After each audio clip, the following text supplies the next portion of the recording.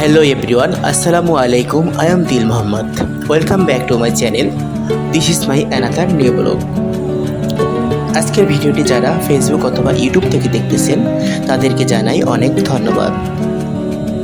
ইতিমধ্যে যারা আমার চ্যানেলটি ফলো অথবা সাবস্ক্রাইব করছেন তাদেরকে জানাই আন্তরিক শুভেচ্ছা ও মনের গভীর থেকে অত্যন্ত ভালোবাসা। আর যারা চ্যানেলটি ফলো অথবা সাবস্ক্রাইব করেননি তাদের প্রতি রইল চ্যানেলটি সাবস্ক্রাইব করার অনুরোধ। আজকে আমি দুটি পাতা একটি কুড়ির দেশ হযরত শাহজালাল শাহপরাণের দেশ বাংলাদেশের অন্যতম সুন্দর বিভাগ সিলেটের দর্শনীয় স্থানগুলোকে উপস্থাপন করব। পাহাড়, নদী, ঝর্ণা ও চা বাগানের পূর্ণ স্বাদ নিতে অবশ্যই আপনাকে চলে আসতে হবে সিলেট বিভাগে। সিলেটে গেলে এর প্রকৃতি দেখলে আপনার মন ভরে যাবে, বারবার যেতে মন চাইবে। তো কিভাবে যাবেন, কি কি দেখবেন, কোথায় থাকবেন, কি খাবেন, কত টাকা খরচ হবে, সব কিছুই জানতে পারবেন এই এক ভিডিওর মাধ্যমে। তো চলুন আর দেরি না করে বিস্তারিত শুরু করা যাক।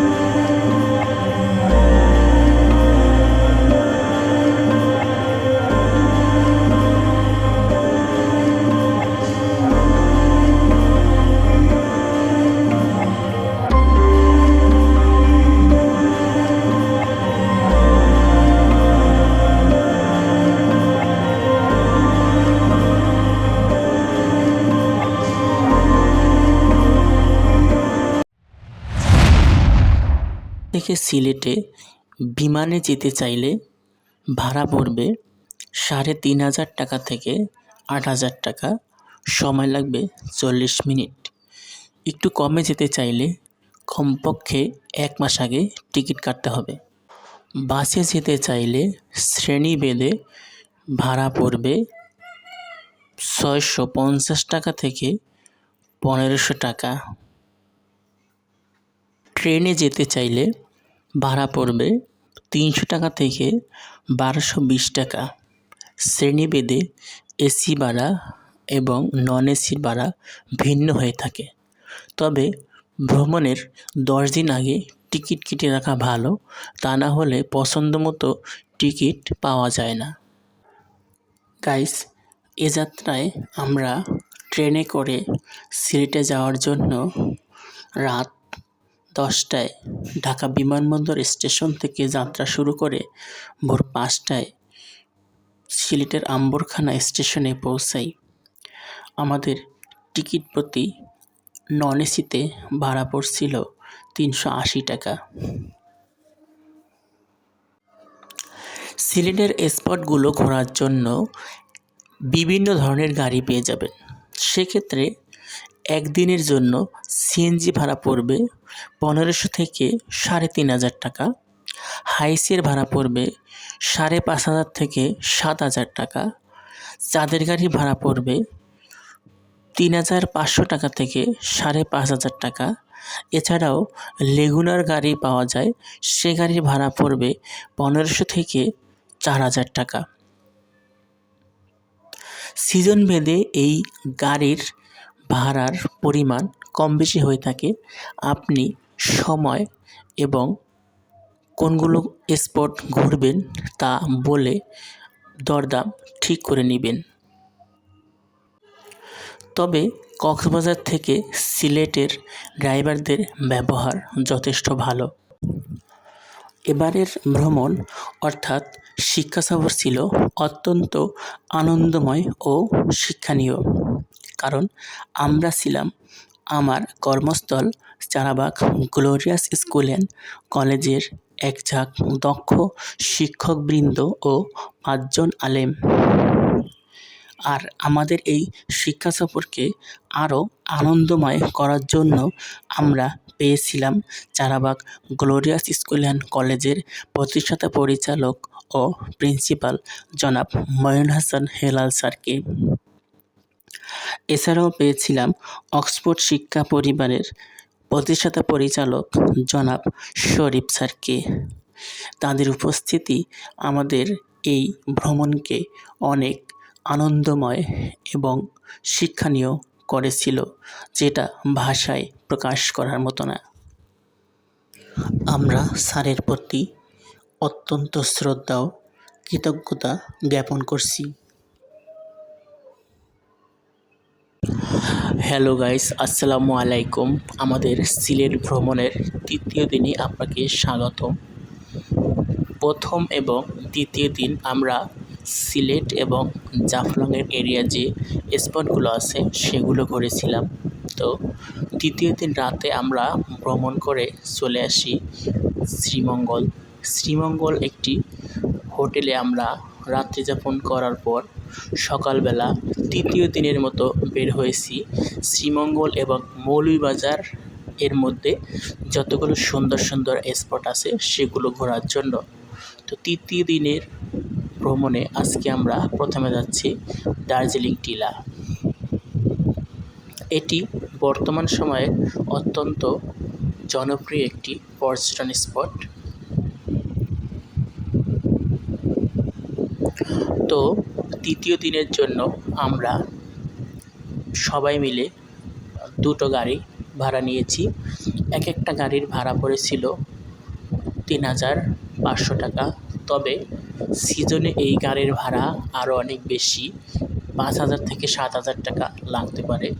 আমরা বর্ষার শুরুতে গিয়েছিলাম। সিলেটে সাধারণত এই সময় অফ সিজন ধরা হয়, তবে আমার কাছে প্রকৃতির সৌন্দর্য এই সময় আমরা পেয়েছিলাম, কারণ চা বাগান তার পরিপূর্ণ যৌবন ফিরে পায়, প্রচুর পরিমাণে চা পাতা হয় এবং বাগান পরিপূর্ণ হয়ে যায়। চারদিকে সবুজের সমাহার, শুধু সবুজ আর সবুজ। আর সেটা যদি হয় চা বাগান, তাহলে তো আর কথাই নেই। তো আমরা চা বাগানের সৌন্দর্য উপভোগ করতে করতে এগিয়ে যাচ্ছিলাম সেই দার্জিলিং টিলার দিকে। আগিয়ে বলেছিলাম আমাদের এই ভ্রমণে অনেক বেশি স্পেশাল এবং আনন্দদায়ক হিসাবে আমরা পেয়েছিলাম আমাদের শ্রদ্ধেয় প্রিন্সিপাল স্যার জনাব মঈন হাসান হেলাল স্যারকে।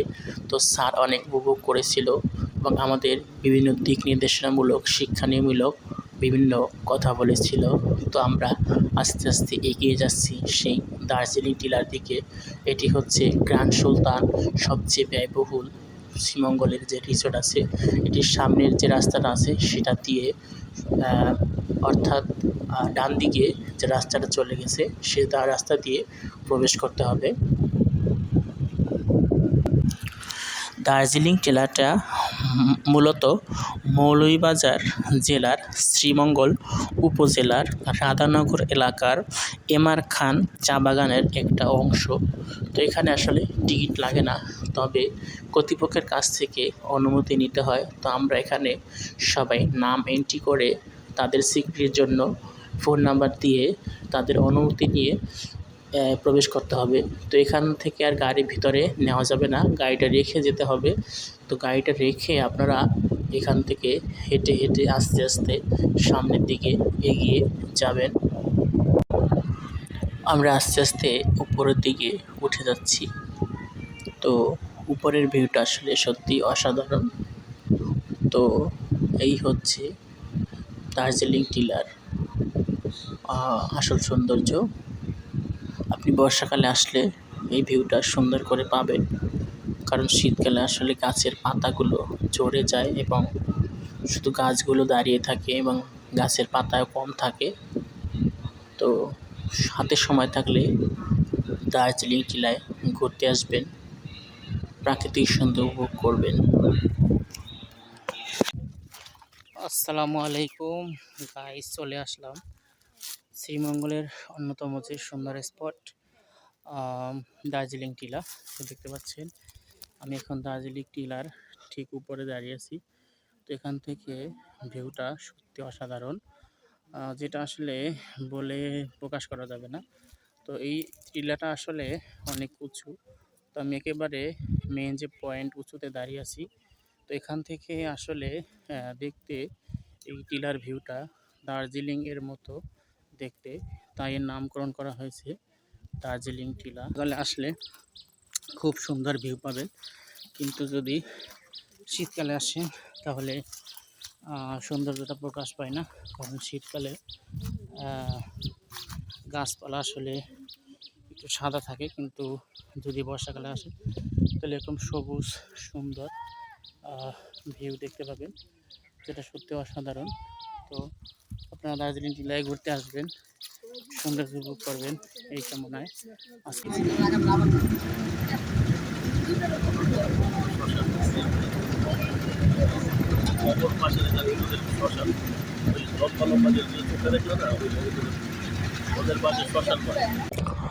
তো গাইস, এই হচ্ছে দার্জিলিং টিলার প্রধান যে ভিউ আছে সেই ভিউটা। তবে এই ভিউ এক এক অ্যাঙ্গেল থেকে এক এক রকম লাগে। আপনি বা আপনার কাছে যেটা ভালো মনে হয় সে অনুযায়ী আপনি ছবি তুলতে পারেন বা ভিডিও করতে পারেন। তবে আমার কাছে এই ভিউটা খুব ভালো লাগে। আসলে এটাকে মিনি দার্জিলিং বলা যেতে পারে। দার্জিলিংয়ের যে পাহাড়গুলো, যে চা বাগান, সেটি তো আসলে অতুলনীয়।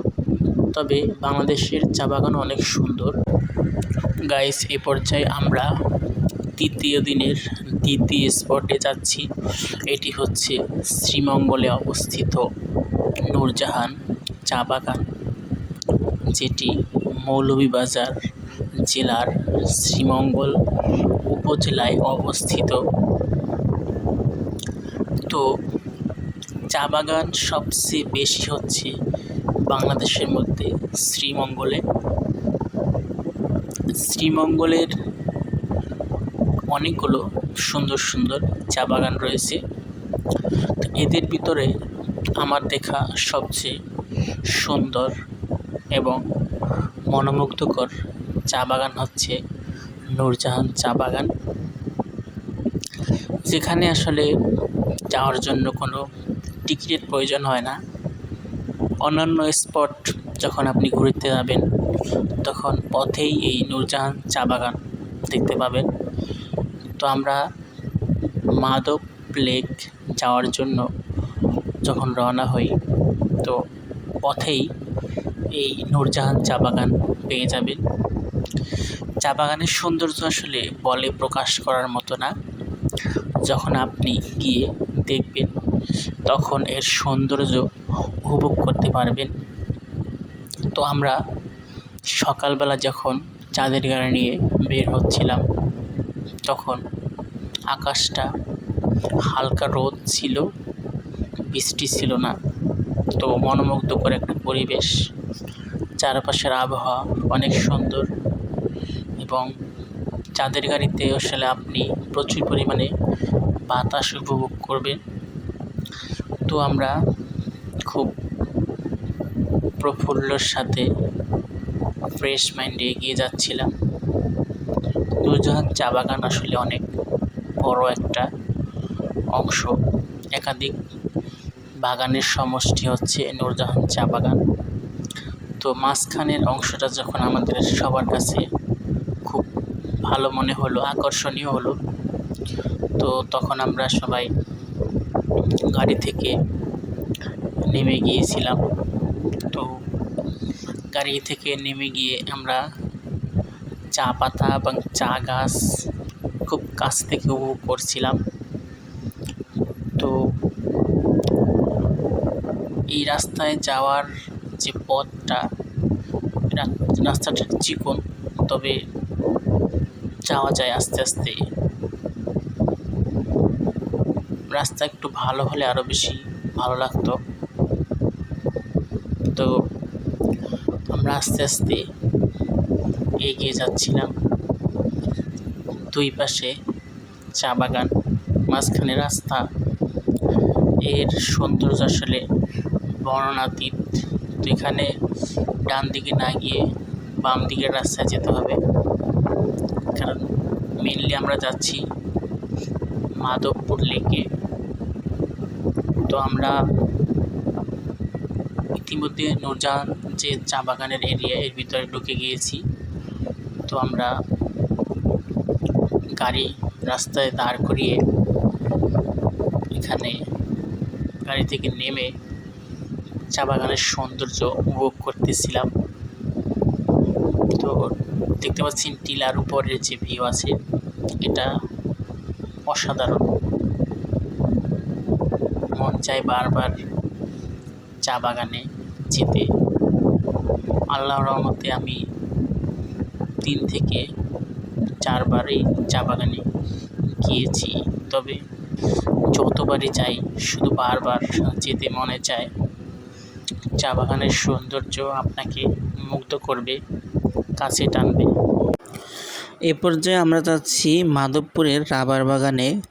সাধারণত সিলেটের বিভিন্ন জায়গায় রাবার বাগান রয়েছে, তবে আমাদের মাধবপুর লেকে যাওয়ার পথে যে রাবার বাগানটা আছে আমরা সেখানেই নামব। রাবার কিভাবে বের করা হয়, সাধারণত প্রসেসিং সব জায়গায় একই।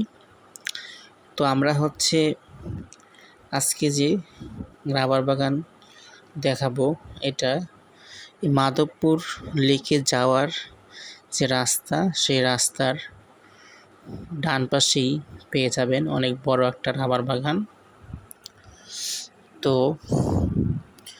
চা বাগানের যে সৌন্দর্য সেটা উপভোগ করতে করতে আমরা আস্তে আস্তে এগিয়ে যাচ্ছি সেই রাবার বাগানের একেবারে সন্নিকটে।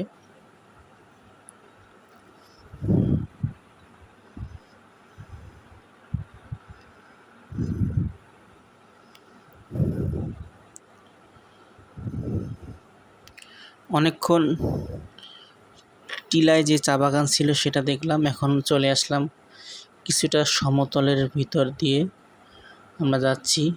তো আমরা সমতল ভূমি যে চা বাগান সেটা দেখতে পাচ্ছি। চা বাগান দুটোই সুন্দর, সেটা সমতল হোক বা সমতল ছাড়া হোক, এর সৌন্দর্য অতুলনীয়। তো দেখতে দেখতে আমরা পৌঁছে গেলাম রাবার বাগানের কাছে। তো দেখতে পাচ্ছেন এই হচ্ছে রাবার বাগান। আমরা এখন গাড়ি থেকে নেমে কাছ থেকে রাবার কিভাবে সংগ্রহ করা হয় সেটা দেখব।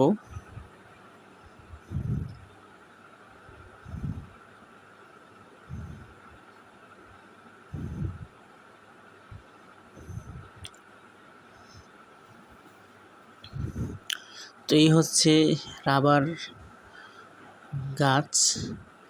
তো গাছ থেকে সাধারণত দিনে একবার রাবার সংগ্রহ করা হয়, তবে বছরের সবসময় রাবার উৎপাদন করা হয়। বিশেষ করে বর্ষা মৌসুমে রাবারের পরিমাণটা একটু বেশি হয়।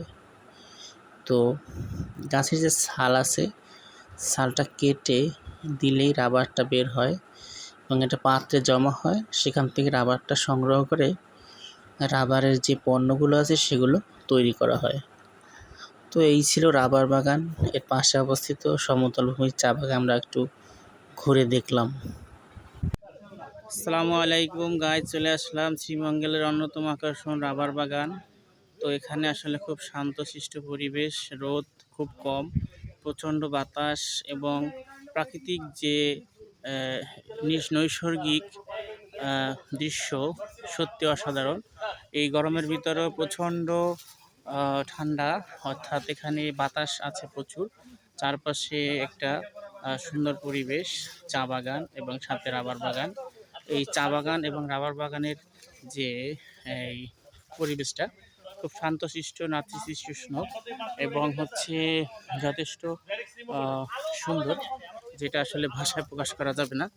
তো আপনারা এই সময় আসলে এরকম সুন্দর পরিবেশটা পাবেন। পিস কত করে নিলেন? 30 টাকা নিয়েছেন না? এটা কোন জায়গায় উৎপাদন হয়? আমাদের লোকাল অ্যাকচুয়ালি যদি অ্যাকচুয়াল মাধবপুর হয় অনেক মিষ্টি হবে, আর যদি ভাই বাইরে থেকে এনে থাকে আমাদের সিটের সুনামগঞ্জ আশেপাশে। আরেকটা স্বাদ হইল আপনার টাঙ্গাইলে টাঙ্গাইলে ওইখানে অনেক টেস্ট হয়। আমরা এখন খেয়ে দেখাতে পারি আপনাদের। ভাইয়ের একটা যেহেতু ব্লক করবো, টাকা দেওয়া লাগবে না আসলে, যেহেতু ভাইয়ের একটা দোকানটা পড়ছে, টাকা দেওয়া লাগবে না। আসসালামু আলাইকুম ম্যাডাম, কি বলেন, টাকা দেওয়া লাগবে ব্লক করলে? ম্যাডাম অনেক চালাক মানুষ, টাকা দিব আমরা ইনশাল্লাহ। হ্যাঁ ভাই, টাকা দিব, স্কুলের সব স্যাররা আছি আমরা, কোনো অসুবিধা নেই। এটা আমরা খেয়ে দেখতে পারি কেমন। স্যার টেস্ট কেমন রিয়েল? তো গাইস, এ পর্যায়ে আমরা যাচ্ছি মাধবপুর লেকে।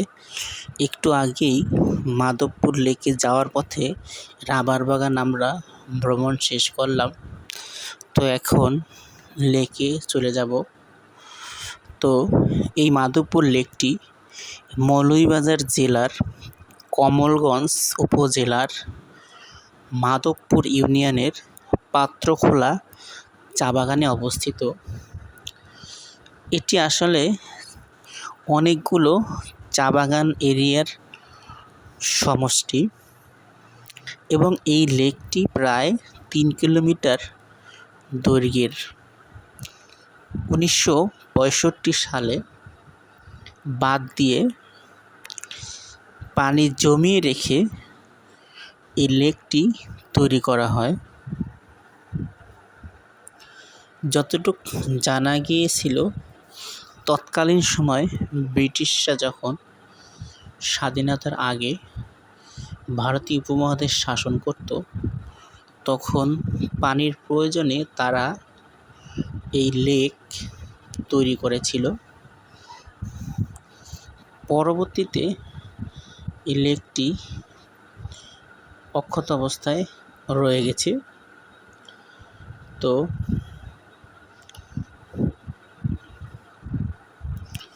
এই লেকে অবশ্যই আপনি গোসল করতে নামবেন না, কারণ লোকমুখে যতটুকু জানা গিয়েছে, এখানে লেকের নিচে ভয়ঙ্কর খারাপ জিনের আশ্রয় রয়েছে।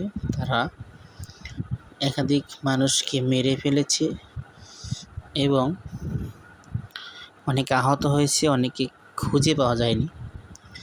তাই চেষ্টা করবেন যাতে লেকে গোসল না করে জাস্ট আশপাশ দিয়ে ঘুরে চলে আসার জন্য। তো দেখতে পাচ্ছেন, আমরা লেকে ঢোকার আগে যে দোকানগুলো আছে, স্থানীয় যে অর্গানিক ফলগুলো পাওয়া যায়, বিশেষ করে ডাব, আনারস, আমরা এগুলা কিনে খেলাম। তবে স্থানীয় হিসেবে দামের পরিমাণটা একটু বেশি। সাধারণত বাংলাদেশের প্রত্যেকটি পর্যটন স্পটের সব কিছুই দাম বেশি রাখা হয়। এটা আসলে বাংলাদেশের মানুষের একটা বদ অভ্যাস।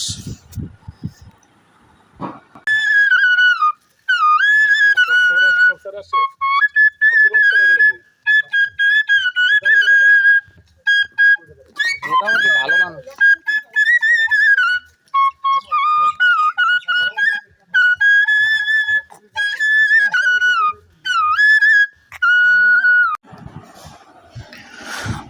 তো গাইজ, আমরা মাধবপুর লেকের ভিতরে প্রবেশ করলাম। দেখতে পাচ্ছেন, এই হচ্ছে মাধবপুর লেক। এটা আসলে অনেক ভালো লাগে দেখতে। এই হচ্ছে আই লাভ কমলগঞ্জ লেখা যে জায়গাটি রয়েছে। তো খুব শান্ত নীরব পরিবেশ। চা বাগানে যখন ঢুকবেন, তখন আপনি বিভিন্ন পোকার শব্দ পাবেন, পশু পাখির শব্দ, এবং খুব নিস্তব্ধ শান্ত পরিবেশ। তবে সাবধান থাকতে হবে, 2-1টা জোক হয়তো আপনার গায়ে উঠতে পারে। তাই চা বাগানে হাঁটার পর একটু খেয়াল করবেন শরীরে জোক চলে আসলো কিনা। বৃষ্টির দিনে বেশিরভাগ জোক দেখা যায়। তো আমরা বৃষ্টির শুরুতে গিয়েছিলাম এবং আমাদের ভাগ্যটা ভালো ছিল, ওদিন বৃষ্টি ছিল না, মোটামুটি রৌদ্র ছিল। দেখতে পাচ্ছেন চারপাশের পরিবেশটা খুবই মনোমুগ্ধকর।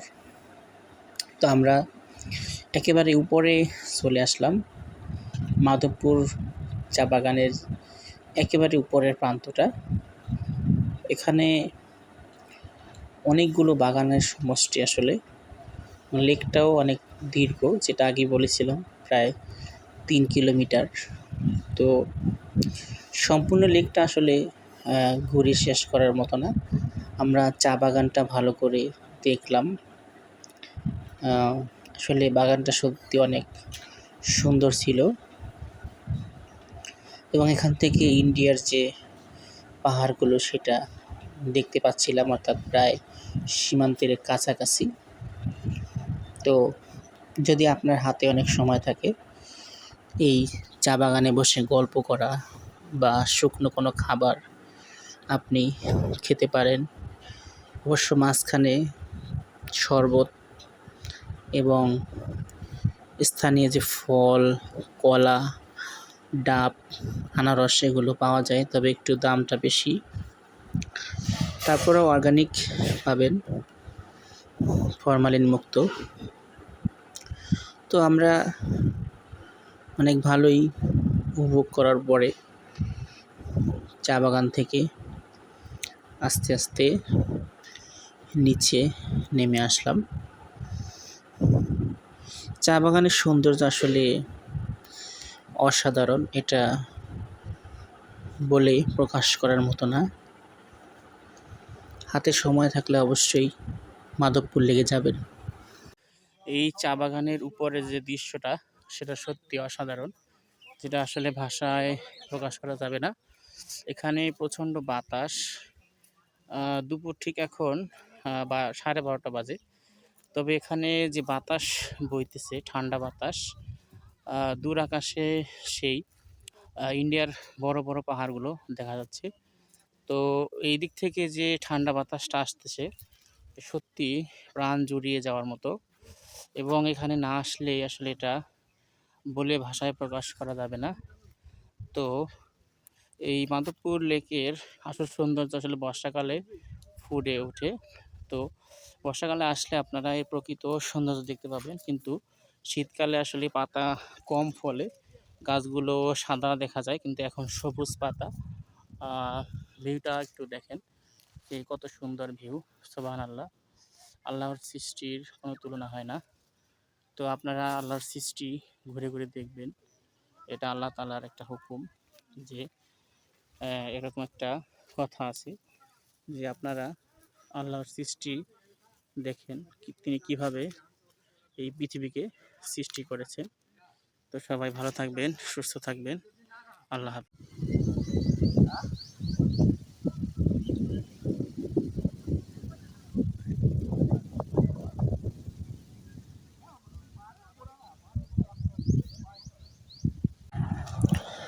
গাইস, এ পর্যায়ে আমরা যাচ্ছি হরিণছড়া গলফ মাঠে।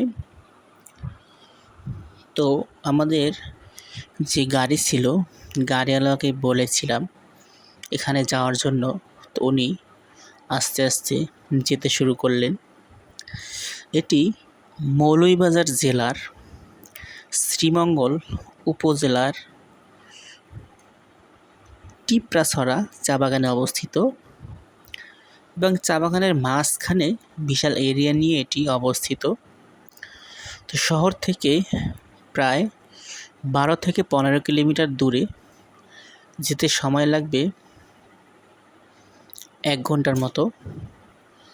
তো পাহাড়ি যে রাস্তা, টিলার মাঝখান দিয়ে আস্তে আস্তে করে যাবে। তো যাওয়ার সময় যে চা বাগানগুলো আপনি দেখবেন, সেটি সত্যি অতুলনীয়। তো এটি আসলে সবুজ মাঠে ঘেরা, চারপাশ চা বাগান, মাঝখানে সমতল ভূমি। তো এই সমতল ভূমিতে আপনি বসে থেকে বাংলার কাশ্মীর উপভোগ করতে পারবেন। যেহেতু চারপাশ সবুজ, মাঝখানেও সবুজ, বিশাল মাঠ, তাই এটাকে বাংলার কাশ্মীর নামে আখ্যায়িত করা হয়েছে। কাশ্মীরের মতো সৌন্দর্য। তো দেখতে পাচ্ছেন এটি হরিণছড়া গল্ফ মাঠ। তো এখানে আপনি গিয়ে অবশ্যই ঘুরে আসতে পারেন, আশা করি ভালো লাগবে। পাশে রয়েছে এই লাল পাহাড় এবং এর পাশে আর একটা রয়েছে হরিণছড়া রাবার বাগান, পাইন বাগান, এবং পাইন বাগান দেখতে অসাধারণ। তো সেখান থেকে আপনি ঘুরে আসতে পারেন। এই ছিল শ্রীমঙ্গলের হরিণছড়া গল্ফ মাঠ, সত্যি অতুলনীয়।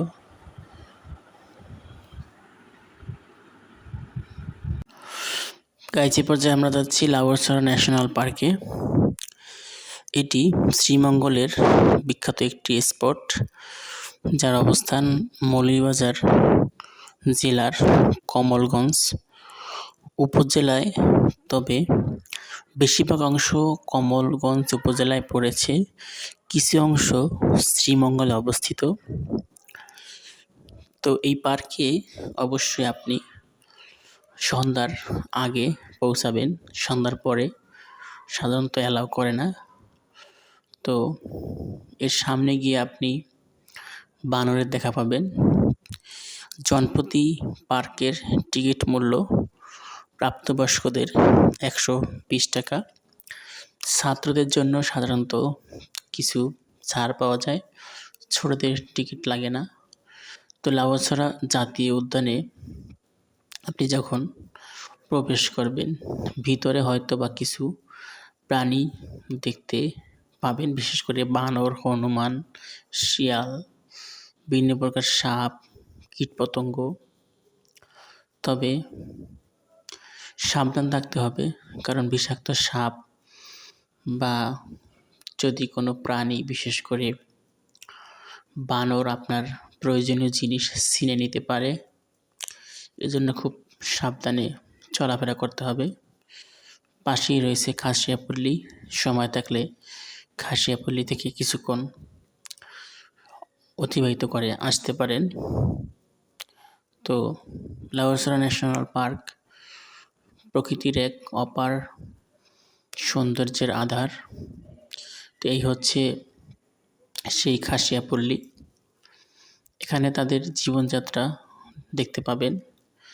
তো আমরা এই ন্যাশনাল পার্কের সামনে অবস্থিত দোকান থেকে একেবারে ফ্রেশ আনারস খেয়েছিলাম এবং এখানেও 7 রঙা চা পাওয়া যায়। তো আমাদের শ্রদ্ধেয় হেড স্যারের ছেলে 1 কাপ চা কিনেছিল। তো আসলে আদি নীলকণ্ঠ কেবিনের চায়ের মতো স্বাদও হয়নি, কালারও হয়নি। তো আপনি এখানে আসলে যে বনের যে ফিল সেটা পাবেন। তো এই ছিল চায়ের রং, কালার।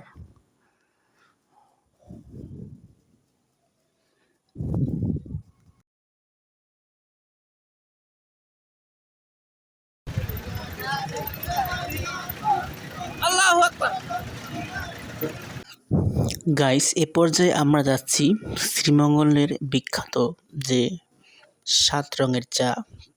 তো এই চা খেতে আদি নীলকণ্ঠ চা কেবিনে। এটি শ্রীমঙ্গলের রামনগর এলাকায় মণিপুরি পাড়ায় অবস্থিত। পৃথিবী বিখ্যাত এই 7 রঙের চা একজন চা শ্রমিক আবিষ্কার করেছেন, যার নাম হচ্ছে রমেশ রাম গৌর। 2002 সালে এই অনন্য চায়ের পদ্ধতি তিনি উদ্ভাবন করেন।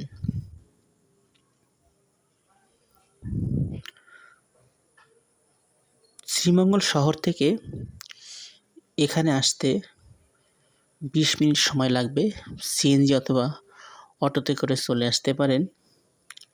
তো এই চা আসলে খাওয়ার চেয়ে দেখে বেশি তৃপ্ত পাওয়া যায়। প্রতি কাপ চায়ের দাম 85 টাকা। তবে স্বাদ একেবারে ভালো না সেটা না, খেতে মোটামুটি স্বাদের, তবে দেখে বেশি আকর্ষণ বা তৃপ্ত হবেন। তো অন্যান্য জায়গার থেকে এখানের চায়ের লেয়ারগুলো এবং স্বাদ একটু ভিন্ন। তো আপনি প্রকৃত বা আসল 7 রঙের চায়ের স্বাদ নিতে এই আদি নীলকণ্ঠ চা কেবিনে আসতে পারেন। আশা করি ভালো লাগবে। এখানে অনন্য চাও পাওয়া যায়, যার স্বাদও সত্যি অতুলনীয়।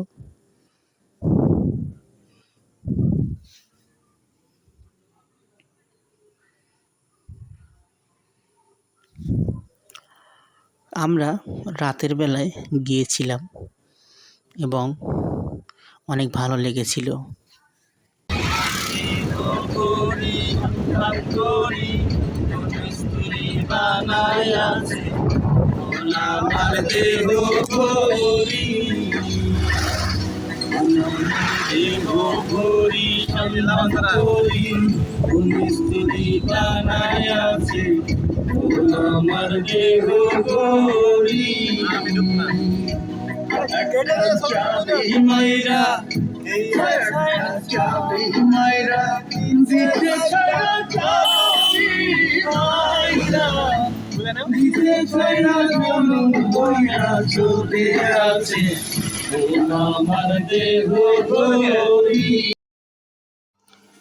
খাবারের জন্য সিলেটের প্রত্যেকটি পর্যটন স্পটের আশেপাশে ছোট বড় অনেকগুলো হোটেল পেয়ে যাবেন। তবে ভালো মানের খাবারের জন্য পানশি, পাঁচ ভাই, উন্দাল ও পালকি রেস্টুরেন্ট সবচেয়ে বিখ্যাত। এসব রেস্টুরেন্টে আপনি বিভিন্ন প্যাকেজে বিভিন্ন খাবার খেতে পারবেন, যেমন 150 টাকা, 180 টাকা, 200 টাকা অথবা 250 টাকার বিভিন্ন মানের খাবারের প্যাকেজ রয়েছে। আপনি যে কোনো একটি প্যাকেজে বা প্যাকেজের বাহিরেও পছন্দের মতো খাবার খেতে পারবেন।